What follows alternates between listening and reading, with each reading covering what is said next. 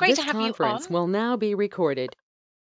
It's great to have you on the call this morning, and I know there's a few people going to continue to arrive as we get started, but I'll get on with the introductions as people come in and we can pick up from there. So the topic of this is about managing people remotely, and clearly this has become a hot topic for many of us, as we may never have had to do this previously. So we'll explore how we can do this as effectively as possible. Just introducing myself as your host today. My name's Lucinda, and I've got a lot of background in learning and development and training. I'm also a chartered psychologist, and my main role now is CEO of Actus. So we provide performance management software. And actually, this is where a lot of this learning has come from, because we have realized that many businesses are needing to use systems to be better at managing people. And it's not just about it's using it differently because we're working virtually. So whether you have a system or not doesn't matter, because these principles that we're going to go through on this webinar will remain the same, but you can apply them if you want to, if you already have a system of some description. I also host the HR Uprising Podcast, and although I know that many of you may not be HR, so I know I recognise some names, and welcome to you who've been on a podcast before. Just out of curiosity, what roles have I got on here? If you can just type in the chat whether you're HR or general management. The webinar that I'm going to go through today is appropriate for anybody in a management role, but just interesting to know what sort of roles we've got here. So I've got L&D. I'll just come back and have a look at that before I move on to the next slide, but let us know the sort of job roles that you've got so we get the sense of this. The other thing that I'm ruthlessly plugging, but it's quite exciting, is that I've got a book which is coming out, a real life book called How to Be a Change Superhero, which all of a sudden feels very, very relevant for many, many people. And that's published on 21st of May. And at the end of this, I'll let you know, because anyone who's attended one of my webinars who'd like to is going to be invited to our virtual launch event, which is in May. So there's details on that at the end. Everything else you can read for here, and I really do welcome people who want to connect with me on any social channels. It's great to build that network. So just to give you a feel of who's on the call with us, we've got about 25 people. And looks like we've got a number of people learning and development, HR people partners, OD specialists, someone in customer services, a couple of customer services.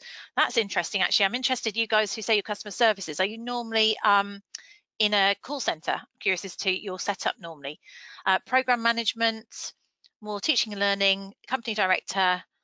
Great. Okay, so we've got a real range of regulatory services, a real cross-section of people, and you're all welcome, and I hope you'll find this relevant, whatever your role. As usual, there's a few people still arriving, that's absolutely fine. Just curious to see who we've got on here. So we've got a mix of HR, L&D people and general management people.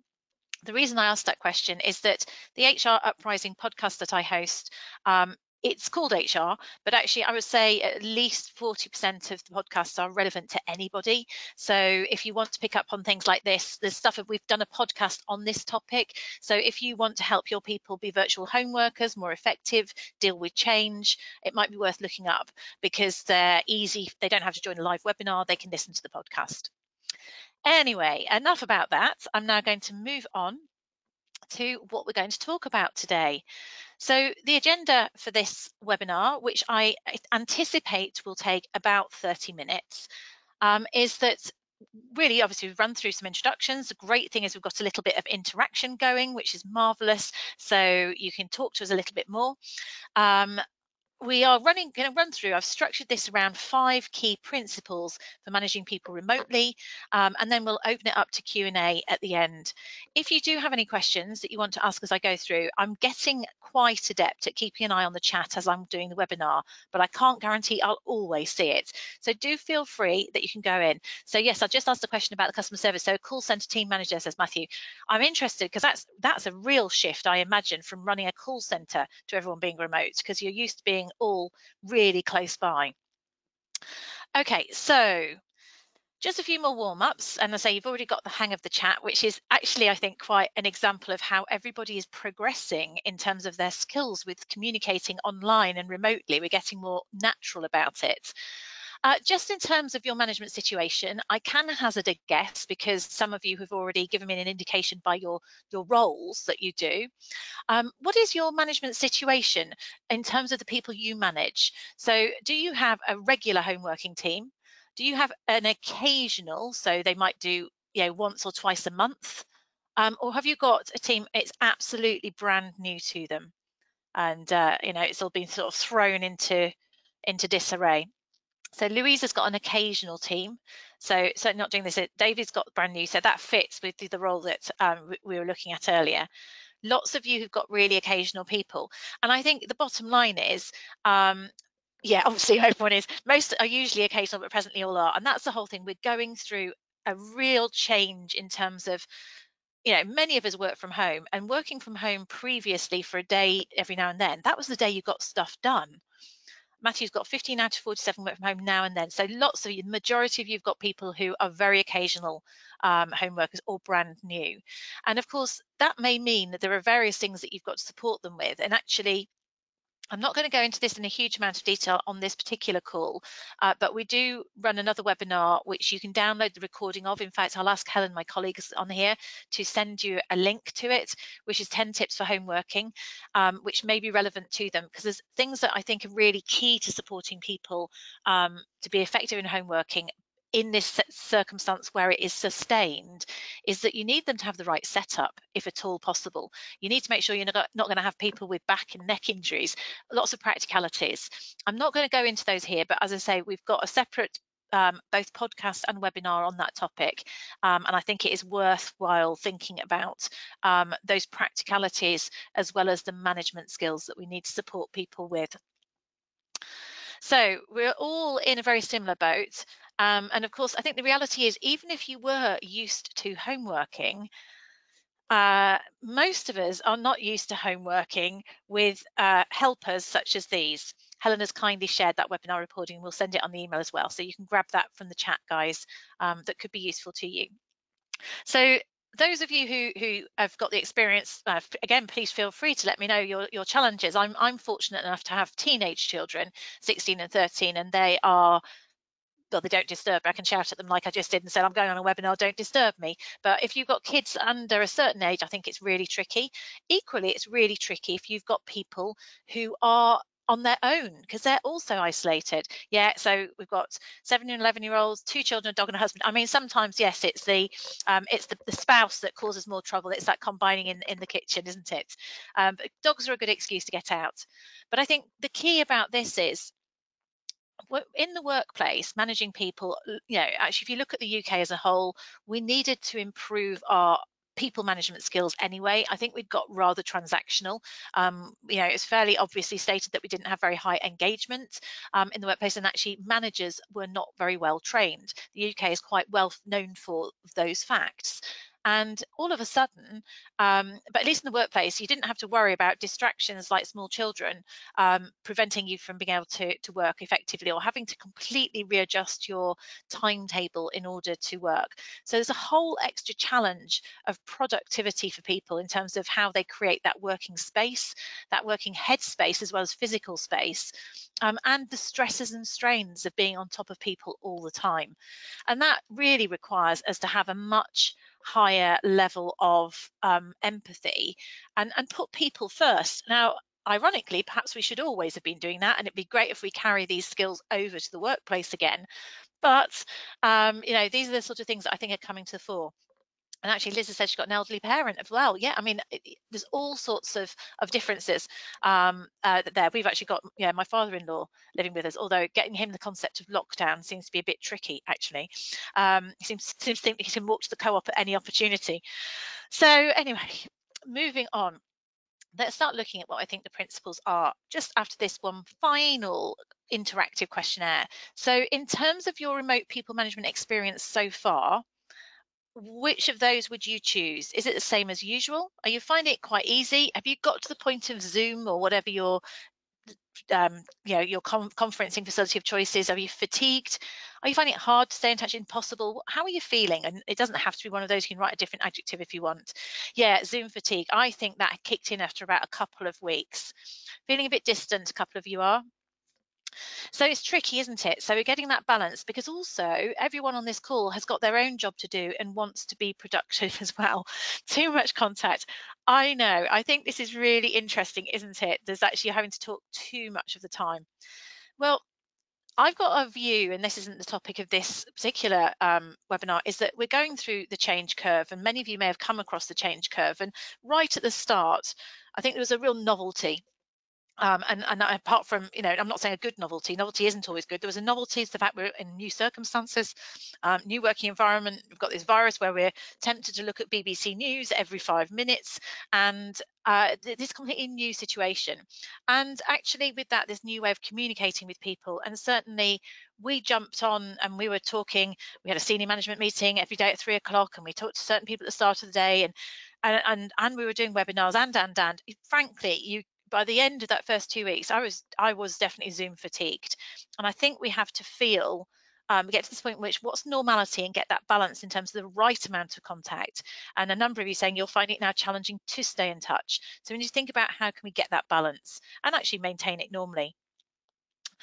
This is hard as well. So we've got someone, Amanda's coming and saying actually she's in a tricky situation because she's having to do something that's not her normal role. She's partly redeployed and don't want to let your existing team down. So how do we do that? Okay, so let's look at what we can do in order to do this. So my first principle is just overall, this is not a time for presenteeism. And I know that word's sometimes used differently in terms of people coming to work when they're sick. What I mean by that is this is not about people being at their desk 9 till 5 and expecting them to work in the same ways they did before. I think it's a massive time for empathy. And it's a time for us as managers and leaders to demonstrate that we trust the people that work for us, and just tell them we want them to support them in being productive. And that's the key. It's saying, if you're telling me that you need to take a break between 12 and 3 in order to home educate your kids, but you're going to keep on top of your main rocks, I don't think it's a time for saying it's about working your hours. I think it's about us making sure that people are productive. And the interesting thing about that is I've worked in different corporates. One of the reasons I left the first business I left, and this is going back quite a long time, 15 years ago, was because the manager there would not allow me to homework. And actually, I felt I was more productive at home. I'm very goal oriented. And I felt he should be measuring my outputs. When I moved to this other business, they were very much set up for homeworking, and that was the way of working. And I felt trusted. And again, to be honest, I didn't work any differently. But the point is, it was the culture of whether or not I was trusted to deliver outputs. Now, that is one of the key things, is that we have to make sure that people know what the outputs are that we're looking for. And that's one of the key aspects we'll look at here. So in terms of our model, I suppose, my opinion is there are 5 principles which are actually principles that are good people management in normal circumstances. The difference is we need to find a pattern and a rhythm of doing that within these less normal circumstances. And let's face it, we don't know how long these circumstances might be normal. So it is creating a new sense of structure and normality. Virtual one-to-ones, I think, are important to do. And I do believe in the first 2-3 weeks that probably weekly was the right frequency. I do get that some of you feel like we might be getting too much contact. And maybe it's about how we do this. When I go on to point 2, which is about what we're talking about, then that'll be slightly different. Because usually, if I'm talking about people management, I'd start with objectives. But in actual fact, on this webinar, it's number 2. And the reason for that is that we need to start with the well-being. We need to start with the person. We need to start with empathy. Whether or not you are somebody who is naturally people-oriented or naturally task-oriented or naturally process-oriented, and we're all slightly different, if you manage people, it's very important that we have this sense of putting the person first, because everyone will be having different, in the same way as everyone on this chat has got a different experience going on. They might be feeling isolated, they might be feeling overwhelmed, they might be loving it. Knowing what that personal circumstances is really important, and showing that you're bothered. And when I'm saying start with well-being, that may be about people's mindset, their mental health, their mental well-being, how motivated they feel, how worried they feel. People with anxiety, this is a very anxiety producing time. how many stresses and strains they've got in terms of, spousal responsibilities, kid responsibilities, caring responsibilities. Actually, many people of my friends, my school friends, are very worried about elderly parents that don't live with them. So there's a whole lot of stresses and strains. You don't have to talk about that every single one-to-one, but early on you need to get this understanding of how are they doing, this temperature check of how this person is, because you're not getting those visual cues when they walk into the office, with a happy face or a sad face. You're not getting that. And for your people to be productive, they have to be well. So in the one-to-ones, and I'm saying this, include the whole person and family. How are the kids getting on? How's the homeschooling getting on? That does take a bit longer than just getting down to work. And I don't think you have to do it every time, because as we go through the stage, those conversations were maybe 60% of the conversation in the first weeks, and as we go through it, it's maybe just checking in as people are okay and you get a sense for it. So we are progressing through, and it will become more normal. But where in the old days, it would probably have been sufficient to do a monthly one-to-one. I would say actually a weekly one-to-one touching base is a good idea. Now, you don't have to talk. Those of you with Zoom fatigue, you could do a one-to-one virtually where you'll video each other, and then you can also check in on Skype. My team and I use Skype a lot in terms of just quickly, what are we focusing on? What are we doing? We don't have to jump on and talk the whole time, but that's because we did invest that time on the conferencing facilities up front. And then the key is about understanding and clarifying priorities so that people understand what to focus on, because priorities, the things that were important 2 months ago may not be the same things that are important now. So that can mean that individuals are less sure about what their contribution is, how to be productive. Not everybody is naturally goal oriented, so giving them that clarity is important, and giving that structure.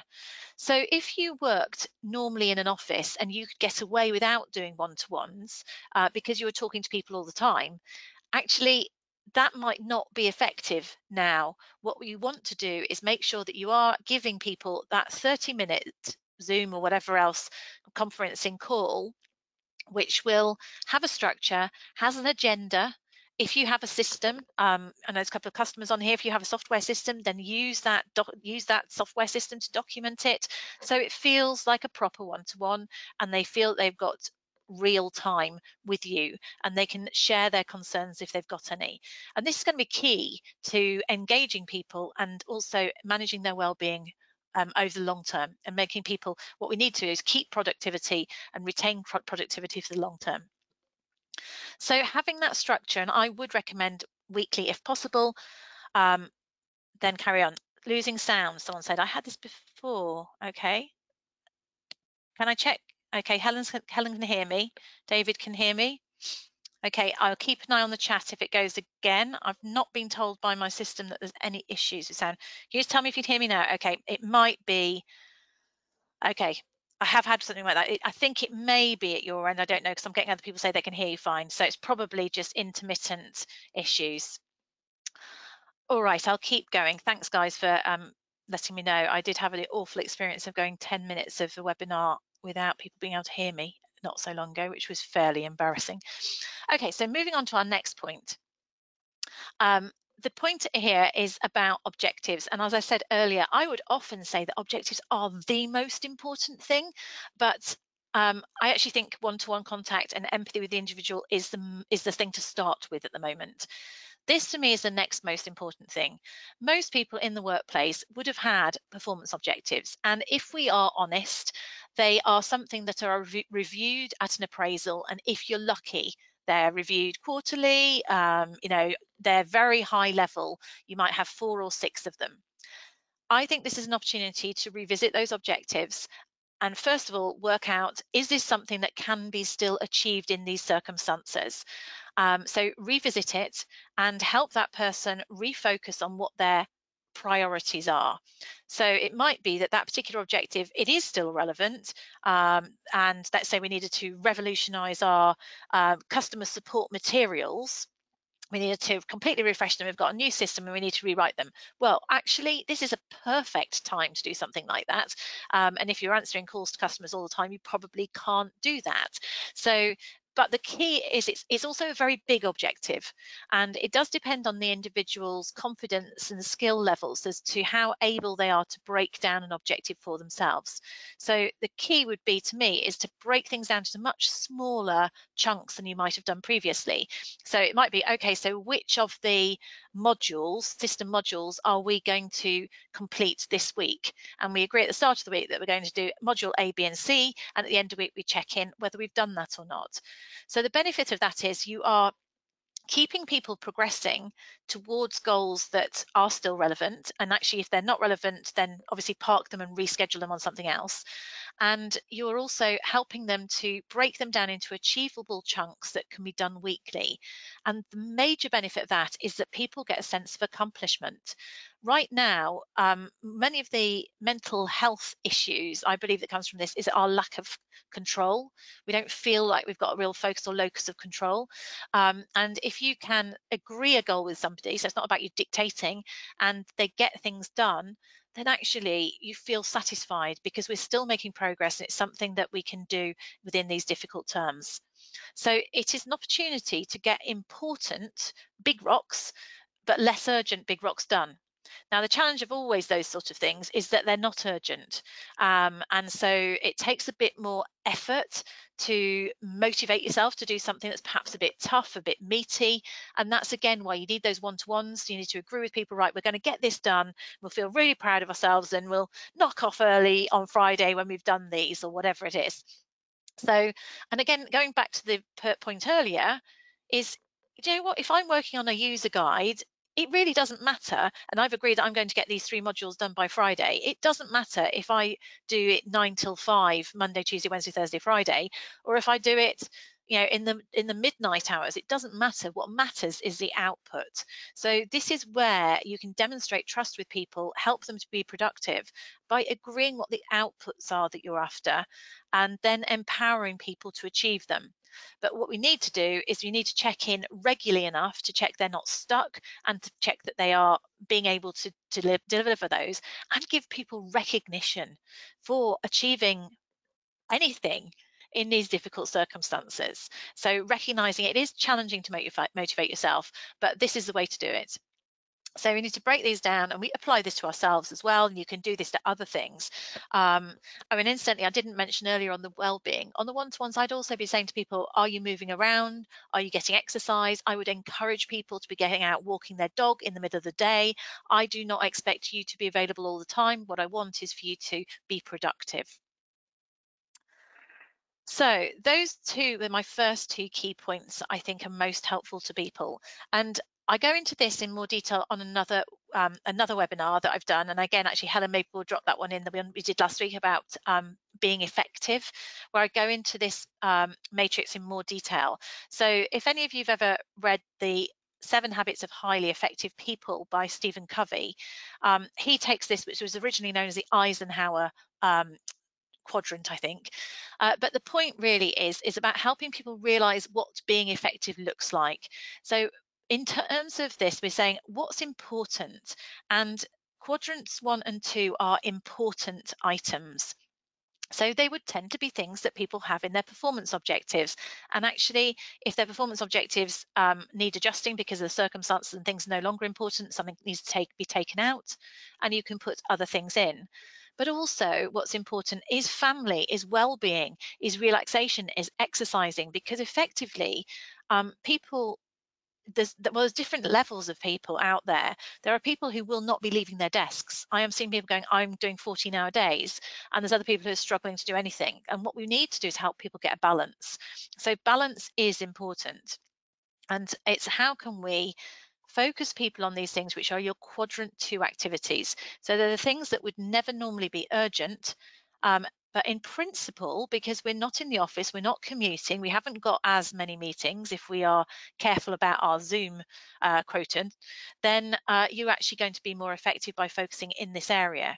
And this is where it comes to this point that actually maybe now this keeping in touch meetings, we need to make sure that people are not being stuck into conferencing, doing Zoom calls at every single turn. So get that balance, because all of a sudden that will start interrupting us even more. So quadrant 1 is where we have urgent things that we have to do for key meetings and deadlines. Quadrant 2, this is what we want to be focusing people on to be productive. As much as possible, we want to try and help people avoid quadrant 3. And with a home working situation, particularly if you have home working companions of the younger generation, then that can be quite tricky. But it's helping you and others explain what effective looks like. It's knowing what's important as opposed to what's just urgent. And Covey talks about that as being effective. The other thing to bear in mind for you is that actually quadrant 2 activities as a line manager is scheduling in things like one-to-ones, goal setting, and then let people get on with them. So that would also be a quadrant 2 activity. I'll leave that there for now because we can get more information on that later, and I want to keep to time. The most important thing here is that you're focusing people on being as effective as possible under the circumstances, because that means they are progressing, they're getting things done, and they're being productive, and trying to avoid them, sitting. There's certain things like social media, the email that can be important, but it can also be quite a lot of wasted time in it, in the same way as any normal time management course you might think of. My third area is promote people to develop themselves. Again, in terms of variety, can you encourage people to do an hour of CPD daily, potentially, rather than scrolling through social media? I've had to get quite disciplined with myself about just putting my phone away, because I can pick up my phone and then find that, doing a bit of work, social media, and before you know it, you've lost half an hour. So is there a CPD that either have you got e-learning courses that you offer your people? There's loads of free stuff out there. I've seen Open University courses out there. There's things like LinkedIn. You guys are all on here doing a webinar, podcasts. Get people go out and walk and listen to a podcast. Encourage people to free their minds from that reactive stuff and read a new book or something like that in terms of that. So encourage people to do some CPD, on the job as well, if possible. So if they are somebody who is actually able to control their time, hasn't got lots of interruptions, really encourage them to invest in developing themselves as well. And again, if they do make good progress, a great thing to do is run little mini training sessions. Perhaps they could run a 20-minute session on your team meeting. So capture that progress, a CPD. You can also, if you're in a business that has to do certification or there are certain compliance type activities, is this an opportunity where you can get people to get that done so that you don't have to do that later in the year? Are the things that you know will come your way that actually we could do now? My fourth point is recognizing people virtually. Although they're out of sight, they're not out of mind. So do try and find a way to recognize good work or behaviors. So those of you who are saying you find it hard to be in contact, is there a way in which you can see what that person's doing and just send them a little Skype message or whatever, a message saying, oh, I noticed that you did such and such, well done, or that piece of work looked great. Find some reasons to catch them doing things right. Have a think about this. And actually, if you are redeployed, that there's a lady on here redeployed, you're finding it struggle to make the time, maybe what you need to do is think about a time, let's say it's 30 or 45 minutes a day, which is your own habit that you go, where you're going to go and look at what your team are doing remotely, online, whatever it might be, and you're going to find a way of saying, well done for this, or I saw that you did this. So schedule in a quadrant 2 piece of work for yourself, which is remaining connected with your team and just catching them doing things right. If you have a system which gives recognition, which our clients do, then you could go and make a point of giving them a piece of recognition against something specific that they did. So try and reinforce productivity or collaboration, as in the 7 habit, not the 7 habit, the 1 Minute Manager is a very old book, but a great concept, which is just catch people doing things right. And do try and find that opportunity. Maybe you have to just schedule some time in to do it consciously, but that will really be helpful to people, and they just know that you're there, and just making sure that you're there. So it doesn't matter how you ping it over to them, but try that. Try to make that opportunity to catch people doing things right virtually. And then my fifth point would be hold virtual team meetings. Again, the frequency needs to work for you and the time that you have, but we currently are doing a weekly social call. We don't do a whole team. We've got about 16 people. We do a weekly social on a Thursday because not everyone works Fridays, and we jump on and we all use video and we have a quiz, or we have a bit of a light-hearted how was your week been type chat. That's about the purpose of that is keeping people together. We also have the furloughed people attend that. So I think that's helpful. But if you are doing more traditional team meetings where people are working together, then maybe you would have that once a week or once every other week. And that's where you can have people sharing a bit of learning, or maybe have a topic that you're going to discuss. So it doesn't have to be, I think this overdose is where we've been jumping on collaboration meetings at every single turn. Now we're saying let's go back to more of a normal structure where you get on a collaboration meeting for a one-to-one, you get on a collaboration meeting for a team meeting, and you get on a collaboration meeting when you've got something specific to discuss. And the rest of the time it can be normal or it can be dealt with through chat. See, I wrote this a few weeks ago and said you can't over communicate, and I don't know whether I'd still agree with that. I think you can't over communicate in terms of a variety of routes, as I say, dropping people Skypes, etc., etc. What you don't want to do is come out over like you're breathing down people's necks. You want to come over as supportive, and you want to come over as you trust them, and that's the key. That's the key now. You're most welcome, Helen. We're nearly there anyway, so we will definitely share the recording. So overall, my summary is that continued productivity and focus for people is key. We need to help people to be resilient, and supporting each other is a key way to do that. The relationships that we build now will make us stronger in the future. Because obviously we want to go back to work. So if you show that you trust your people, then you're going to have a stronger relationship long term. And the opposite is true. There will be a whole bunch of people looking to leave their managers as a result for how they were dealt with down in the circumstances, and there'll be a load of people who will be loyal for the long term. It's about communication, it's about clarity of priorities and remembering to be human, and it's not all about work. So just in terms of a quick sense of those of you here, which of the 5 tips do you think you might want to do a little bit more of? If you were just to reflect on what we've talked about, which one would you choose to do a little bit more of? And I'll share that. And then all I'm going to do from there is I'll open it up to questions if anyone's got any, and I'll also tell you what the topics of our future webinars are as well. So we've got Hannah's going for 4, so recognition and feedback, 1 and 4 from Matthew, one-to-ones and feedback. Objectives, a number of objectives, Claire. Yep, so good. Okay, Karen's going 2 and 4, so objectives and recognition. Definitely. Okay, so coach on being effective. So those of you who want to know more about that effective one, we'll post that other webinar link, because I think we recorded it, Helen, did we? If not, we'll be running it again. Great, thanks guys. It's really helpful for you to chat to me in the chats, because it just makes me feel less lonely, well, rather to make me realize I'm not completely talking to myself. So in terms of our future webinars, we've got a whole portfolio of them we're running during the lockdown. Normally we just run 1 a month. But you can see these are the other ones. So goal setting to manage remote productivity. So that actually is later this week, which is in terms of which might be a good follow on for this. And a number of these, the prioritizing your time as a home worker could be useful for any of the people who report into you. So those are different roles that you've got in there, different topics, and you can see them on our webpage. Just before people disappear, I wanted to pop this up here. I am launching my first book, and it's going to be a virtual launch, unsurprisingly, due to the circumstances. So it'll be a virtual book launch on 20th of May at 6 o'clock.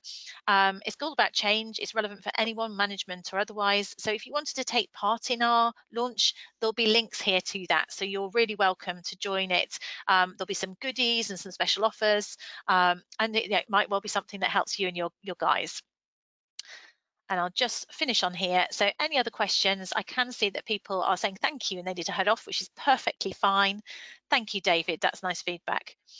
Concise says we're concise, high speed as well. So you can listen back to it on slow if needed. Any questions, or if anyone wants to ask a question separately, I'll keep the call open for the next 5 minutes. And as it'd be great to hear from others, and we have managed to record it as well, so those of you who lost sound slightly, we'll be able to send you out the recording as well. We have got recordings to other ones on our website, so if you want to go back to any of the others and view them, you're very welcome. So I will close that for now. Do get in touch, write any questions that you require, and I'll close it down in a moment.